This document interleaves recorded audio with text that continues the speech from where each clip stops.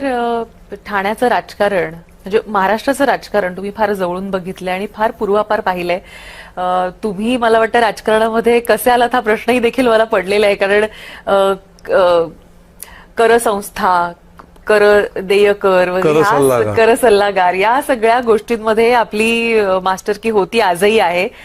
ते सगळं तुम्ही इतकं सुंदर करत होतात, ते करता करता इथे राजकारणात कधी आलात आणि कसे ओढला गेलात? काही ना काही टर्निंग पॉइंट येतो.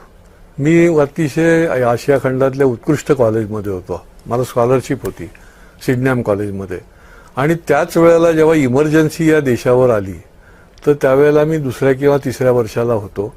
आणि त्यावेळेला तरुणांना आव्हान केलं गेलं की लोकशाही धोक्यात आलेली आहे, लोकशाही पुनर्स्थापित करण्याकरता तरुणांनी उतरलं पाहिजे, चळवळीमध्ये आलं पाहिजे.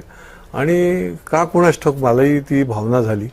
आमच्याही इथल्या लोकांनी मला बोलवलं आणि त्या निमित्ताने मी त्या फील्डमध्ये आलो. आणि त्या चळवळीमध्ये विद्यार्थी लढा कृती समिती ठाणे जिल्हा त्याचं पहिला निमंत्रक म्हणून मला नेमलं.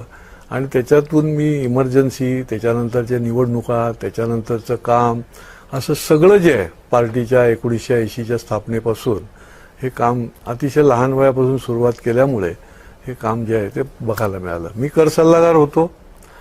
28 वर्ष मी कर सल्लागार म्हणून प्रॅक्टिस केली.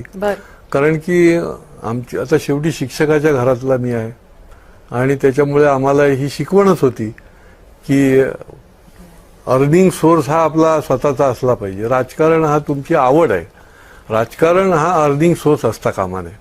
आणि त्याच्यामुळे मी प्रॅक्टिस पण करत होतो आणि हे पण काम करत होतो. अधिक वेळ द्यायला लागत होता आणि त्या माध्यमातून मी या क्षेत्रामध्ये जो आलो तो आजपर्यंत